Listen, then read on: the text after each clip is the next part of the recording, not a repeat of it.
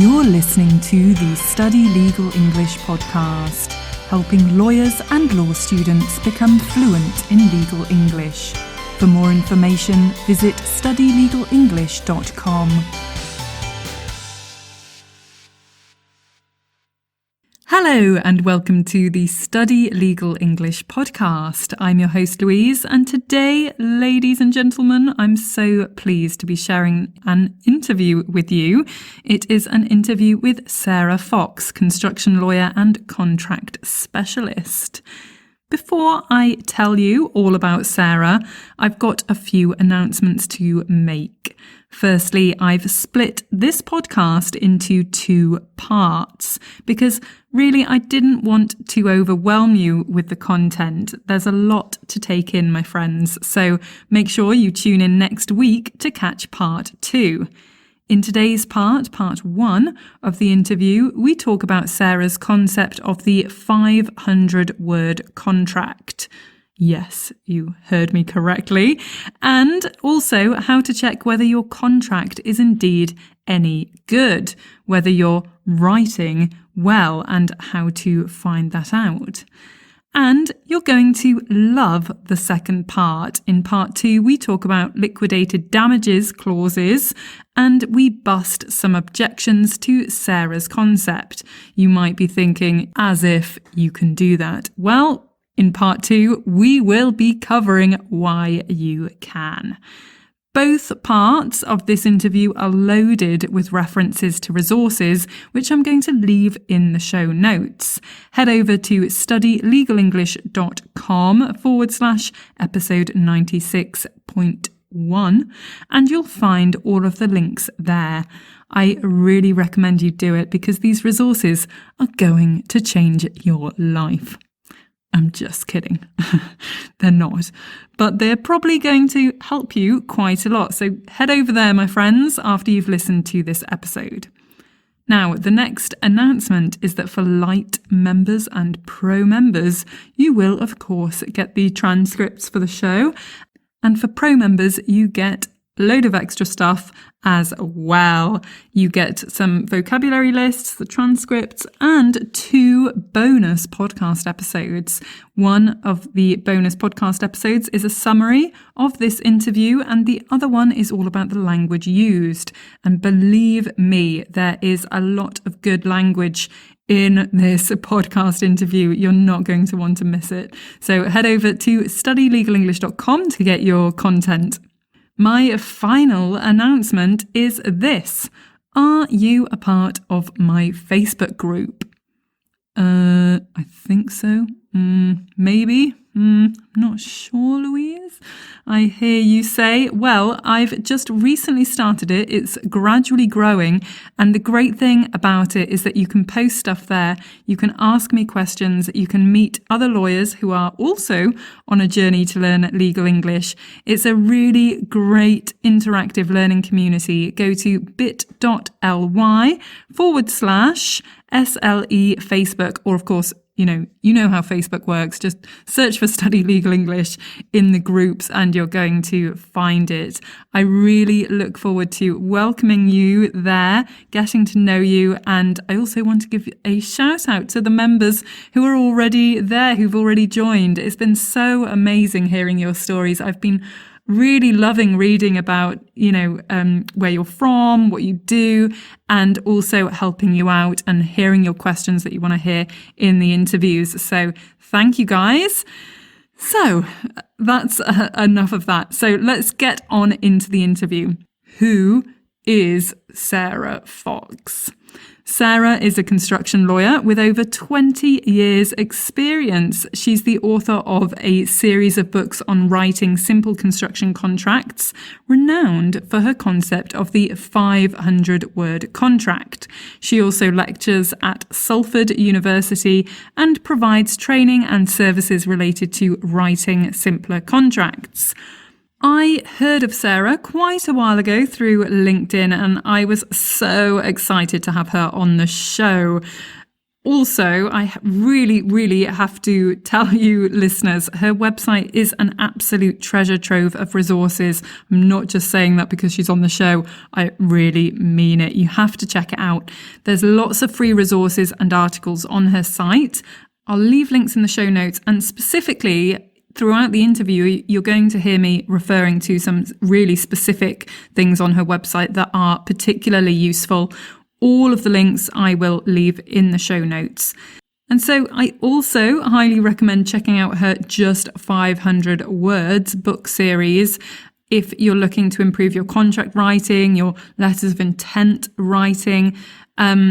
Check out those books. And, if you're interested in training or you've got any specific questions for Sarah, after you've listened to this interview, go ahead, get in touch with her. She's on LinkedIn. You can also contact her at sarah@500words.co.uk. I'll leave that email address in the show notes. So let's get into the interview now.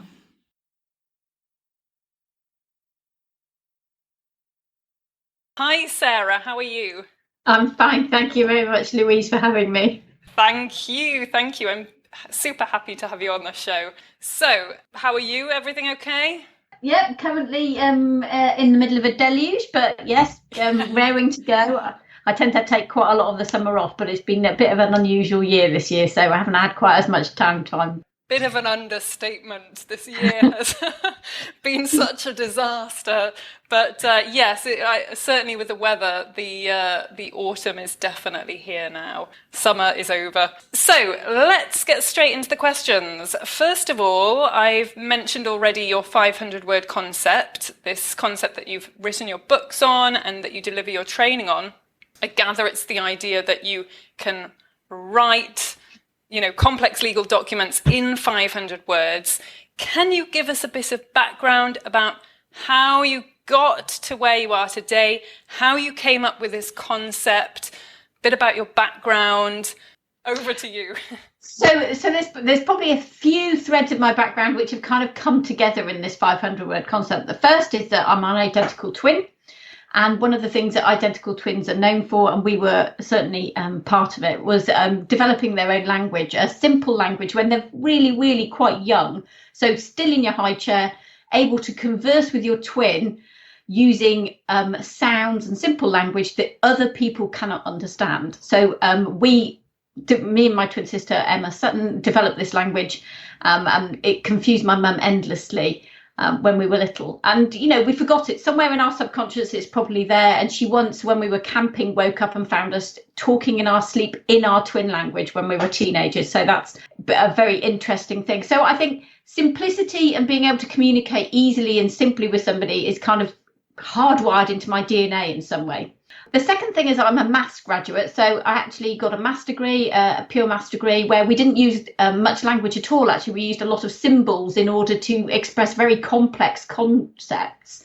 So I think also the idea of logical sort of structuring, of things making sense, of being as precise and concise and as necessary to get across really quite complicated ideas kind of filtered through those 3 years of doing maths at university. I qualified with a large commercial law firm, Evershed Sutherland, as they are now, and qualified into construction law and loved it, fell in love with it really, really quickly. I was a practicing lawyer, got involved in disputes, doing transactional law, but ended up doing more transaction writing contracts. And this at the time, when I first started in law, most of the precedents were in a book, which were then typed out longhand. And there was an awful lot of to and fro, lots of bits of paper stapled to other documents, riders, and, all sorts of really complicated ways of trying to get agreements into a refined, agreed form. And then computers actually made that a lot simpler from a process perspective, but actually involved quite a lot more words getting involved, because it was really easy to copy and paste big chunks of information, big chunks of text. And nobody ever seemed to want to try and make things smaller. So computers are obviously part of the background to why documents have got quite so complicated, but also the internet allowed us to have global documents so we could see what other people in other jurisdictions were doing. And it became a bit of a pick and mix approach. And after about 15 years as a transactional lawyer, I started training people in construction contracts. And that's when I realized that actually very few people who use them, including the lawyers, understood what they were doing. So we have a lot of standard form construction contracts. They're published by a variety of different professional bodies and industry associations, and they can be as long as 50,000 words. Now, 50,000 words, to put it into sort of context, is a small Harry Potter novel. And it would be bonkers if you gave somebody a Harry Potter novel and said, right, you're playing the part of Professor Snape or, Hermione, go and read this and find out what you're going to do. But that's kind of where contracts have ended up. And it struck me that there were too many people who were involved in this sort of industry of contracts, but not many people seem to be thinking about the people who use the contracts, the users, the, small and medium businesses. Okay, if you're an Amazon or a Google or a massive multinational corporation with in-house lawyers who can do the translation, that may be something different. But we've got millions of small and medium enterprises and micro enterprises in the UK, millions in construction. There's so many, 10% of GDP is construction, but so many of those companies don't have the time, money or effort to translate these huge complicated documents into a to-do list, a how-to. So I kind of started with the frustration of knowing that people didn't understand what they were getting involved with. And then during a discussion with my twin, as it happened, I was talking about how I could deal with this frustration. And she said, I talked about various different things. She said, well, maybe you should just write a simpler contract. Could you write one in 500 words? And I was like, yeah, I think so. And that became, about 3 years of head bashing and teasing out the issues to actually get to a point where I was happy that I had enough to cover the bare essentials, all in 500 words. Wow, what an amazing journey to where you are today. And you mentioned that you've got your twin sister and that she helped you, has been helping you with it on your journey. Is she a lawyer as well? No, not at all. She started off as a chemical engineer. She's a writer. So she's written a novel because she adopted 2 children. She wanted to explain the process. So she's written a novel called Then There Were Four. And she's done a variety of different things. She's a trainer as well. Our mother was a teacher and said, don't go into teaching, but we've ended up both as trainers in one way, shape or form anyway. So it sounds like she's also very good with words. Amazing. So you were dealing with these like very large documents, 50,000 words, and then you came up with this concept. Can you write it in 500 words? Can you just get the necessities in there, reduce it down, and make this 500-word document? Very intriguing. I'm sure that you get some kind of, when people hear about this idea, you must get a bit of backlash. I'm sure there are people out there who say, no way, that can't be done. And I'm sure there are some listeners out there who are probably working, on huge transactions who are like, no, that can't happen. How can I do that? What would you say to them? Well, there's a number of different myths about contracts that we have to deal with. First is that they should be a tool for legal enforcement. So the vast majority of most contracts are about legal rights and remedies, about closing loopholes, about making it tight, about giving remedies, about sorting out supervision and monitoring of somebody during the process. It's effectively a replacement for the trust that they don't have in each other. So a lot of the content that we see actually isn't useful. It doesn't change behaviour. It's about dealing with issues once they've arisen. So actually, we need to rethink what contracts are really meant to be for, which are recording an existing agreement and managing a project to conclusion. Because we will always have a right to bring a claim for breach of contract if they don't. So, 99% of projects probably don't end up anywhere near formal dispute resolution proceedings. Even the ones that go to court, only a very small percentage of those ever get to a final hearing. So we've kind of focused too much of our attention on the tiny percentage that actually end up in court where the judge might actually have to interpret it. So we're playing the long game when it comes to writing our contracts. But actually, major corporations and a lot of companies who do repeat business with other companies, and that's true. A lot of the companies I deal with in construction do a lot of their work, 80% of their work with 20% of their clients, sort of thing. So actually they've got really good relationships. They don't rely on their contracts to keep their business going. They don't rely on their contracts to tell them the answers. So actually they just need a simple way of recording what they've already agreed, so that actually they can just get on with the job. So they can tick the box that says got a contract, but just continue with the project. So there was this kind of flipping the idea of what a contract is about. There's also the idea that any form of contract, however many words, can be watertight. There has been a case recently to do with a wind farm in Scotland, 26 million euros in damages. It was an amended form of standard form contract. There were hundreds and hundreds of pages that complied with this contract. And the court said at the end result of all of that is there was inconsistencies, there were infelicities, so bad luck, there was ambiguities. The parties were, both of them, claiming that the one single clause that basically was the there's a smoking gun in all of this was hidden deep in the contract. It's like, well, actually, if something can even be hidden in the contract, then that's a sign the contract's got a bit out of hand. And construction projects by their nature are complicated, but the documents that describe the project don't have to be 500 words, but the relationship can be built in 500 words. So there's just so many myths about what a contract is meant to be for, whether it succeeds or not, whether adding more words makes it better, whether using tried and tested language is better than, simple language, because the thing about tried and tested language is it's failed once because it's been before the court. So the idea that that should be better than something else is, and the idea that it has to be written in a sort of legal formulaic structure, and we can't use diagrams and visuals and all this kind of stuff, just seems, it's got to the point where it's kind of like a holy grail. Everyone believes it, but nobody's ever seen it or touched it or even challenged whether that's a real thing. So I kind of got to the point where I just wanted it to be a simple, almost like a checklist. This is what we're going to do. This is when we're going to finish. This is what happened. This is how we could extend the project, or it might change. But actually, we can't predict the future. And if one thing that we've learned in 2020 is we cannot predict the future with any form of certainty, and no contract in the world was ready for COVID-19. Therefore, all those thousands and thousands and millions of gigabytes of contracts floating around the ether didn't solve this problem. So, you know what? Maybe a good relationship would have been a better start than a bad contract.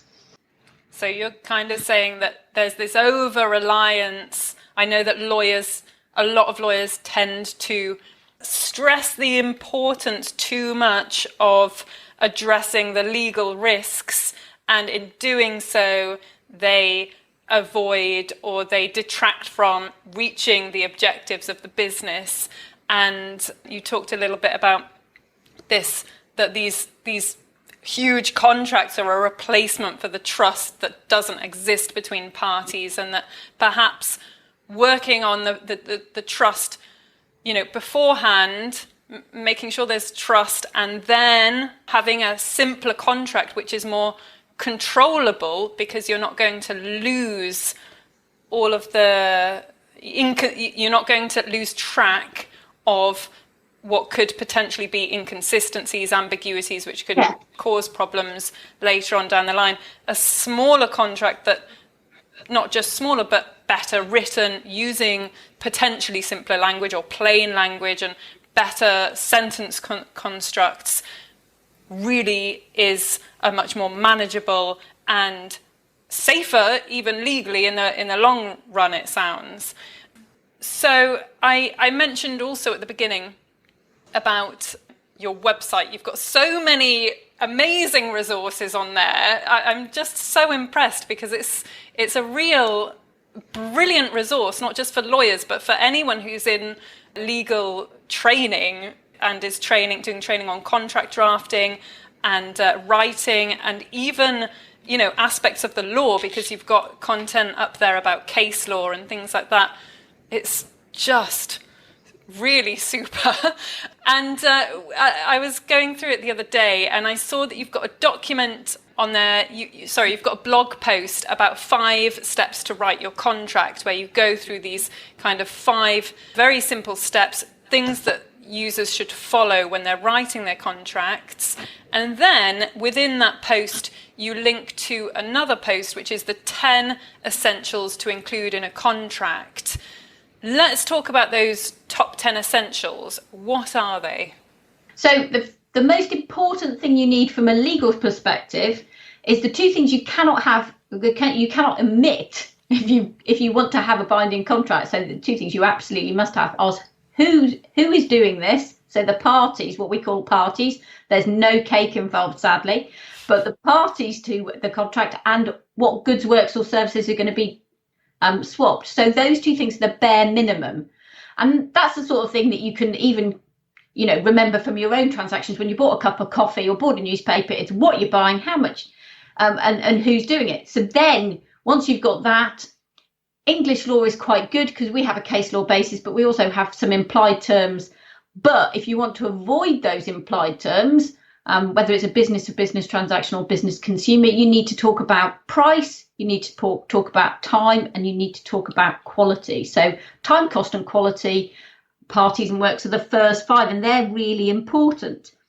But then you need to think about the transaction. You need to think about what actually do the parties want to achieve. So you should always write the objectives down. What are they trying to achieve? So on construction projects, they're trying to finish by a particular date, come within a particular budget, have a particular sort of process. But if we're going to talk about objectives, we also need to talk about what happens if we miss those objectives. So we need some sort of remedies in there. So what happens if the project is late? Do we get to reject it and say we don't want it? Because say it's a shipload of oranges. If it turns up late, they might be liquid. We won't want them anymore. But if it's a construction project, if it's late, we might be happy to accept it, but we might want some money off. So remedies are really useful because they're a way of avoiding having to go to formal dispute mechanisms, of building in the what if mechanisms into your contract nice and early on. The other thing we know with every project, particularly this year, is that there are risks that events happen that we can't predict their impact on the project. We can think that there may happen, but we don't know what would actually impact, what the impact would be in terms of time, cost and quality and all that kind of stuff. So we need to look at the risks to the project. And if we're going to look at risks, well, we need to look at limits on parties' liabilities, because the risk of COVID-19 and a worldwide global pandemic shutdown of an economy, who should bear the brunt of that? Who should be liable for that? Should that be unlimited liability? And because I tend to work for people who are providing goods, works and services rather than the clients, I always say that actually you should never bet your business on a project. And some of the cases, the wind farm case, 26 million euros, most companies would go under if they had to face that, because their insurance wouldn't cover it. They wouldn't be able to provide the assets. So that would take their business down. Well, I don't think any business should depend on the successful conclusion of a project, which is inherently a risky transaction. Construction is an incredibly risky project. We're not talking widgets. We're not selling things that are really easy like newspapers. We're doing unique projects on unique sites with unique teams of individuals in unique economic market circumstances. So actually, we may have a massive amount of information about what's happened in the past when we've done these projects, but this project will never be done again. So it's really important that we have some limits on the parties' liabilities. And the last thing we need is a few processes and procedures. How we're going to keep sharing information, what we can do with things like copyright, whether or not we can cancel, whether or not we can terminate, whether or not we can suspend. You know, all the little things that tie us together, the sort of house rules like you have in your own home. You know, if you cook, do you wash up as well? You know, how long do you need notice that the kids want to be driven to their friends for an overnight stay? All that kind of little house rules that bind us together that we don't really necessarily think about too much, but actually create a real sense of glue, of cohesion and collaboration on a project.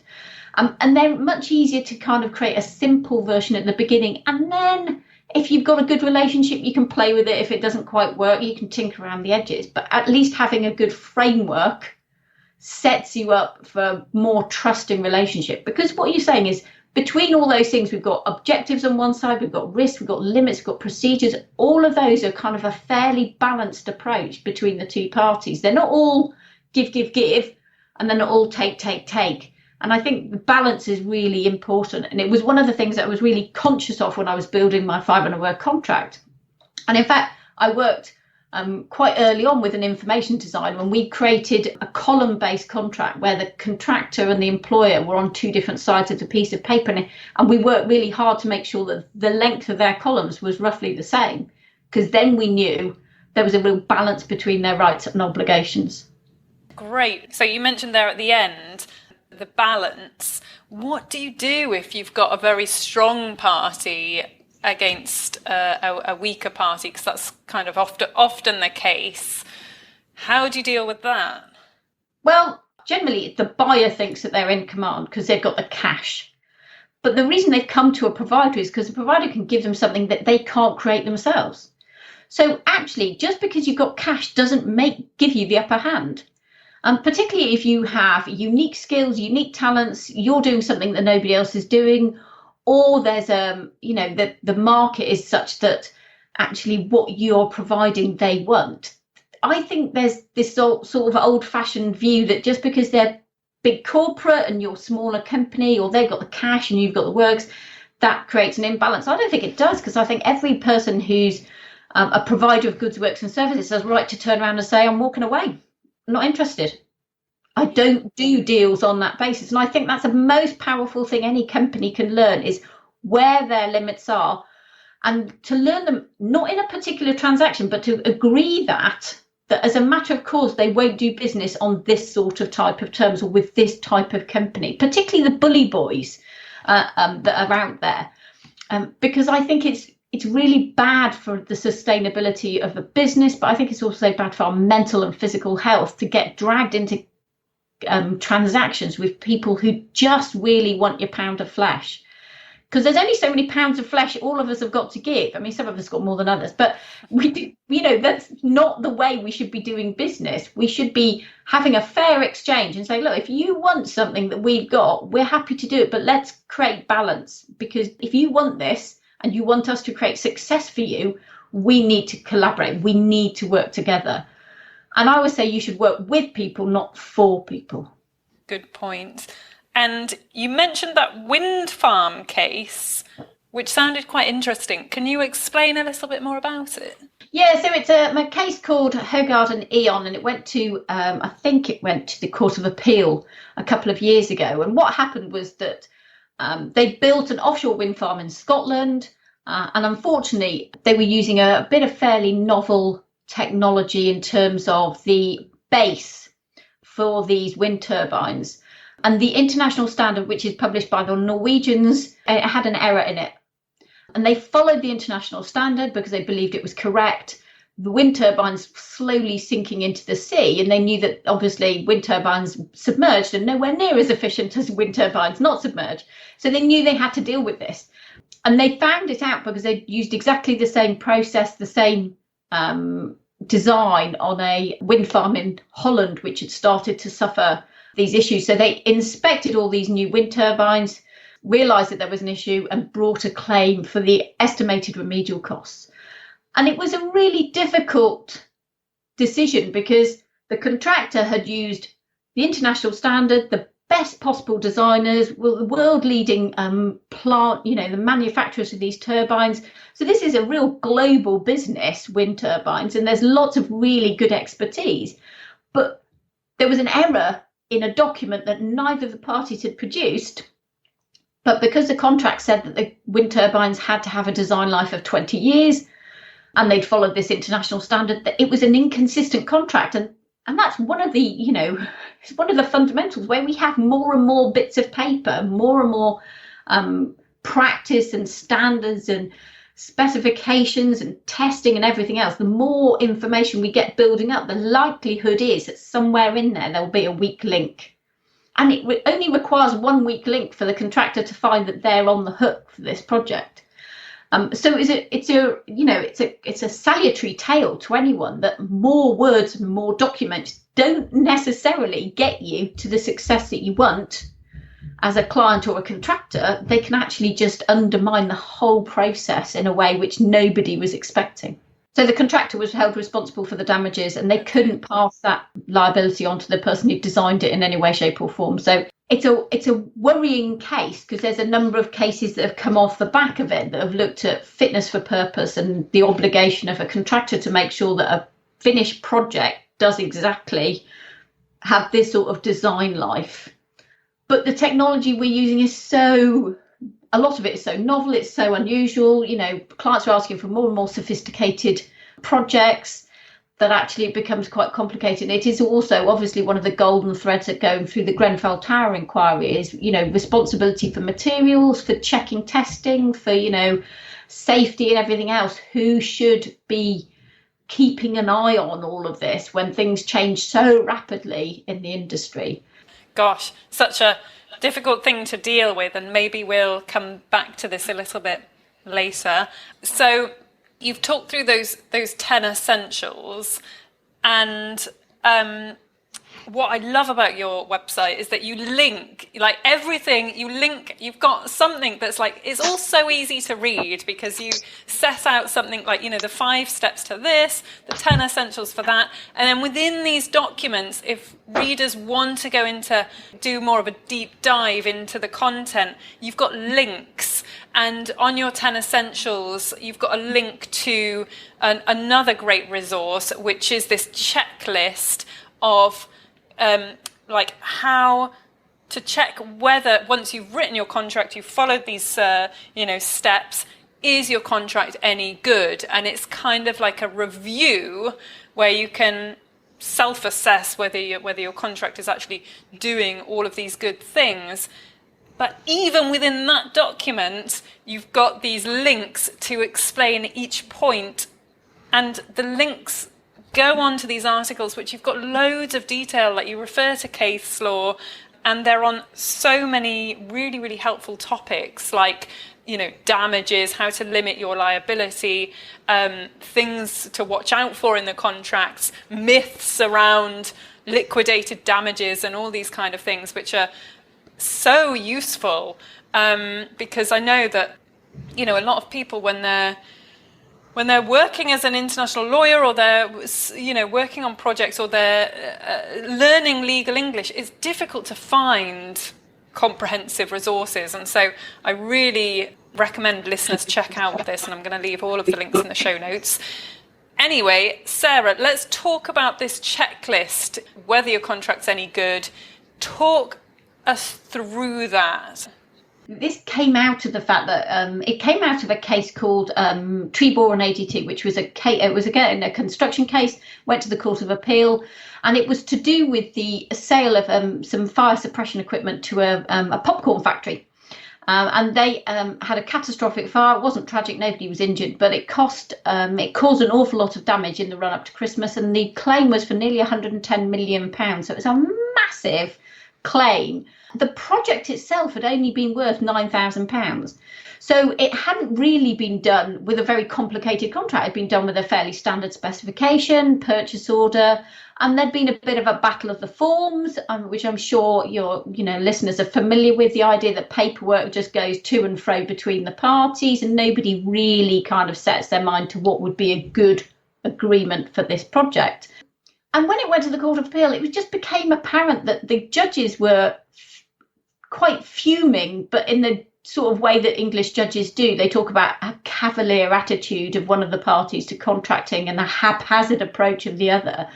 So they were quite scathing, really, about the way that they'd contracted.